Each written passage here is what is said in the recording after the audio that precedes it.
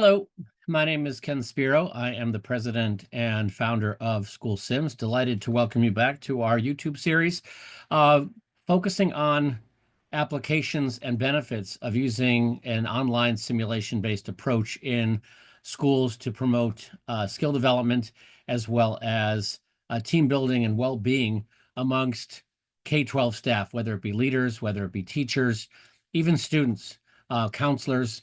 And today I wanted to talk about building resilience in students, a simulation-based approach. And the focus here is to demonstrate or to talk to how the modality can be used to help in terms of the actual experience of the simulation itself, but also the simulation approach, which can also be used to help foster student resilience by teachers.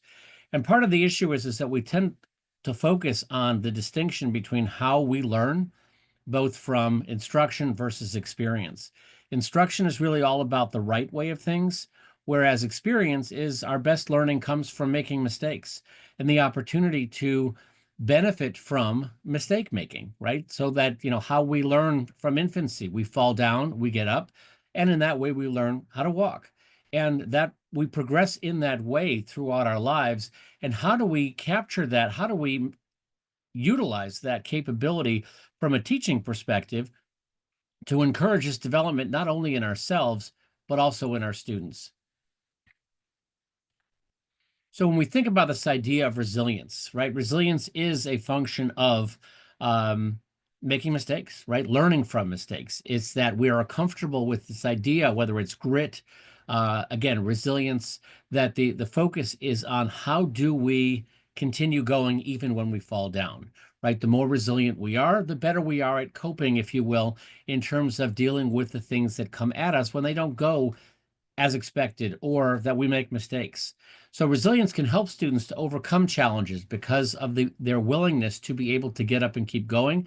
After all, we know now that baseball season has begun, even the best baseball players only get it right less than 1 in 3 times, which means, and they have to keep coming up to bat.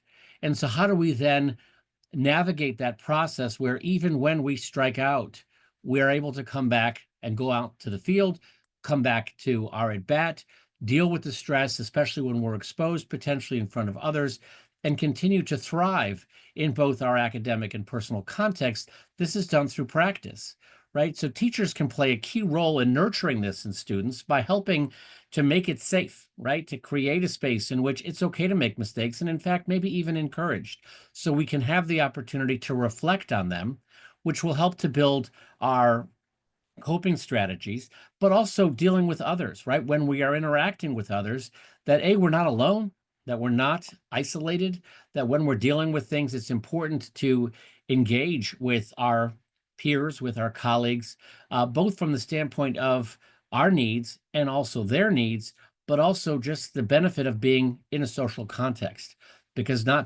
being alone is rarely a good thing in terms of our makeup and our health.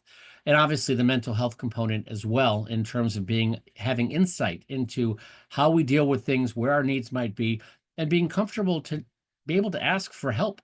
And so being able to provide opportunities for practice in these areas, as well as modeling them, is going to be a key benefit of this approach.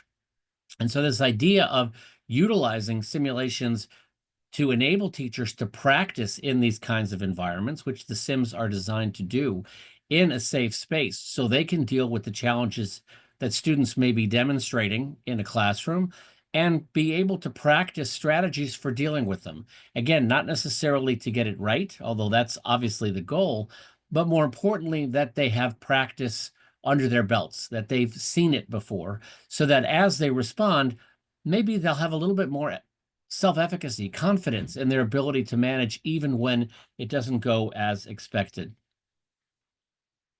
So when we talk about this idea of preparing teachers, right, with the objective of obviously having that manifest with better student achievement or student outcomes, right, the simulation will put teachers into realistic scenarios where they get to focus on either on their own mental health and their own stress, as well as their own social emotional learning, right? Because they're also not alone.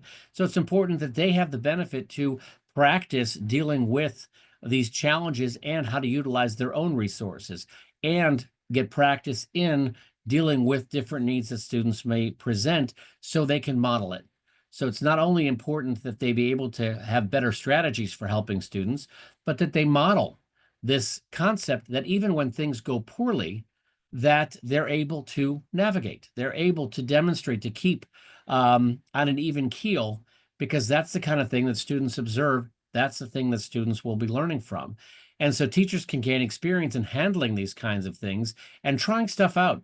And again, not necessarily to get the right answer, but to build their own confidence that I'm not sure what's going to happen, but I feel comfortable that I can handle it. I may not get it right, but I'll be able to manage even if I need to course correct or even just deal with a bad situation, right? Sometimes things are going to go badly.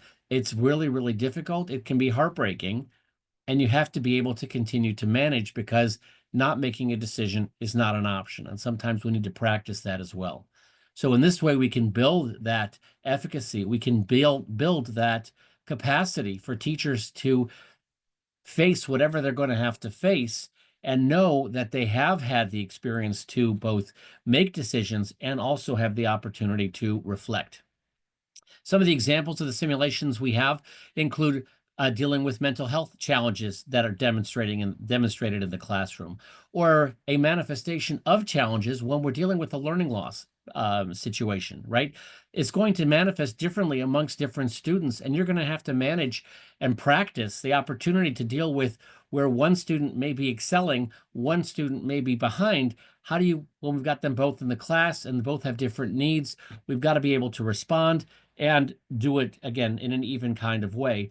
And sometimes there are crises, there are dilemmas that are going to approach that, again, are very difficult to navigate, that have implications to the student, that have implications to their parents, that have implications to the broader community, that are going to be shared across other students, that are going to be shared across staff, right? Situations like, God forbid, a suicide that may, or another kind of event where a very catastrophic event happens and we're dealing with loss, and there's no way that we know how to deal with this, and we don't necessarily get good at this because, again, this isn't something that we can continuously practice, the for real kinds of things, and we feel deeply about these things. But can we do better? We're not going to solve for anything, but can we do better? And that's part of the goal of having additional experiences. And so when we deal with having the opportunity for simulations, it's an opportunity to demonstrate coping skills in terms of working with students, but also demonstrating how we cope. We can model, again, the emotional regulation, right? Staying even when things get stressful, when things are messy or chaotic in the external environment, that the classroom is a safer place and the implications for that, that the opportunity to see challenging issues as an opportunity for growth, right? That getting it wrong is not a horrible thing, right? It's not a failure per se. It's an opportunity to grow, right? Um, we want to be able to provide them the opportunity to feel comfortable that the objective is learning, not getting it right. And that getting it right over time is going to be, a good thing, but it can come with mistakes along the way. And social emotional learning is going to be key because, again, being alone doesn't help. And so having the opportunity to be able to interact, to understand our own needs, our peers' needs in a social context, and be able to also know that just the value of being in groups can be contributing to our potential benefits moving forward in learning. We have found that 80% of teachers have felt more confident in handling these kinds of issues after participating in simulations. And again, the power in the sim is having an experience. It's being able to experience insight from others, right? If this is done in a group setting, whether it's synchronous or asynchronous, but when other folks have also gone through a simulation in which they may have taken a different approach, and it provides you the opportunity to hear alternative ways of thinking about things, things that are different than your style or things that you have observed in your own lived experience. It's an opportunity to gain experience from the experience of others.